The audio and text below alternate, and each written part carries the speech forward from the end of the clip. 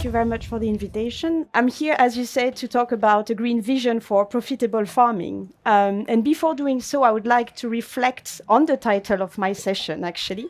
Profitability first. There is one undeniable evidence that I think we can all agree on here, which is that there is no profit on a dead planet, to start with. Then it's focusing on farming, a green vision for profitable farming. Well, farming is one side of the coin. We will never have sustainable farming, sustainable food production practices if, on the other hand, we're not tackling consumption as well, which we know are also reaching unsustainable levels. So we really need to work on both production and consumption. These are really two sides of the same coin.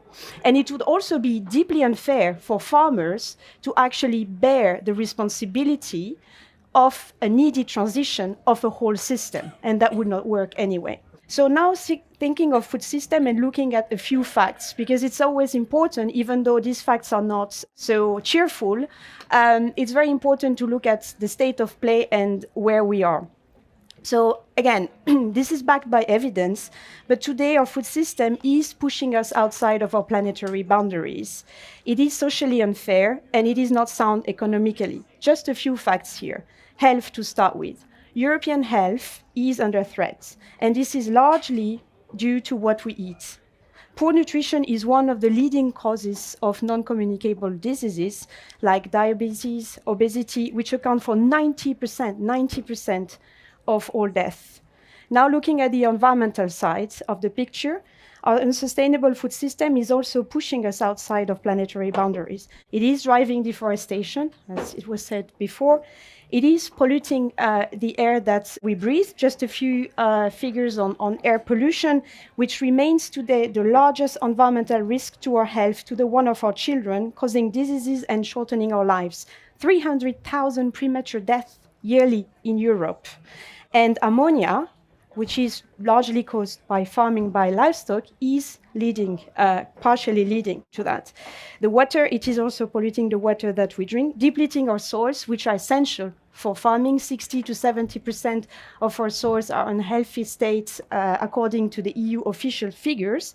But it is also leading to biodiversity decline. 500 million of birds have disappeared in the last decades. 500 million. That's tremendous. That's huge. And it is contributing to climate change. The agri-food sectors as a whole contributes to 30% more or less of total greenhouse gas emissions. But as you said before, farmers are also the first victims of climate change today. Well, the weather is nice today, but we've seen that we had consecutive rain for weeks and weeks and weeks, which made the life of our farmers very difficult here. But it is also impacting all the actors in the food sector, because the cost of inaction is huge and is actually much, much, much bigger than the cost of action, even if I'm not undermining the efforts that we're faced with and the cost of actions, but it is lower than the cost of inactions. Now looking at the social impacts, our food system is also defined by stark inequalities between an EU that is split between general overconsumption and the reality of over 36 million of citizens in the EU who are facing some sort of food insecurity and who are not able to afford quality meal every second day. It is also unfair to many farmers, and we've seen it, of course, in the protests. Several of the farmers, industry claiming that they were not able to make a living from their activities. They were actually receiving prices that were below the production costs, and they were also struggling with their income. So now, moving ahead, I have good news. I know that, these facts were not necessarily putting the thing in a very positive way, but they are important to hear to understand the scale of the challenge. But precisely because we are behind the state of play, this is human-made, we also have the solutions in our hands. Not only we have the solutions, but there is also a demand from it. Looking at recent surveys, it's clear that a strong majority of consumers, of citizens, are deeply concerned still about climate change. And despite, how people can interpret the results of the elections, this is still a reality. And they want healthy food, less pesticides. There was this EU initiative, over 1 million of citizens asking for, a ban on, a phase out of pesticides, are concerned about the environmental effects of farming and want more animal welfare. So these are just, figures from recent surveys. So what's the vision? Where shall we be going and at what pace? Again, what is clear here is that statu quo is not an option and that we are in an emergency situation. This was clear from the EEA report that was published back in March, which did say that food security is at risk because of climate change. This is clear. Several months ago, actually over a year ago, we published together with BirdLife and WWF EPO a position on the future of the Common Agricultural Policy. It is important, though, to bear in mind that the CAP is a tool and not an end in itself, and that it needs to sit in the largest sustainable food framework, which is missing today, but which we very much hope, that there will be a law on that in the future.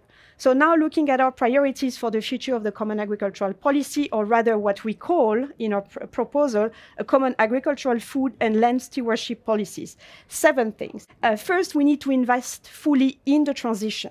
This policy needs to really serve that as a clear objective, that it should support the transformation of the agricultural sector towards sustainability and resilience. But it also needs to contribute to the transformation, to the transition to sustainable, fair and healthy of the broader food systems. We need to end the harmful subsidies. We need to move away from area-based payments, which are stifling innovation, which are actually maintaining the statu quo. And by moving away from that, we will actually be able to repurpose the payments to the transition. But we should also be clear that, of course, there will be a transition, and some will be more hit than others. So we need to establish a just transition mechanism and fair conditions for farmers. We need to have a robust assessment of the sectors and farm types which are most likely to be affected strongly by the phase-out of direct payments, and accompany those farms in the transition both financially but also providing advice for the establishment of a long-term transformation plan. We should also make sure that this policy is focused on performance and accountability, and it should really be all transparent. Transparency around performance is very important. The data, provided through the indicators should be made accessible to farmers, to citizens. We should also set a new sustainable food system governance. And I think this was, picking on what was said before. Participatory democracy is also very, very, very important in such an important topic as food, the food that we eat and the food that we produce, and the policies that are actually surrounding that. We need to move away from managing the risk, or let's say, coping with the risk, to preventing it, and really help farmers to adopt the practices that are preventing them, such as agroecology, diversifying farming, etc., changing crops, and so on. And last but not least, we should also support a more transparent and digital transformation in order to simplify also the administration around the CAP, which was also one of the concerns of the farmers industry. Now, let me conclude with 2 things. 2 words first. Again, I think it's important to stress, but statu quo is not an option, and we need to act urgently because the cost of inaction is huge and is just increasing. Today, still, we have a choice. Either we decide the future we want together, or soon we will actually be victims of the radical changes and the deleterious changes that will be imposed on us and on our children as well, and on the future generation.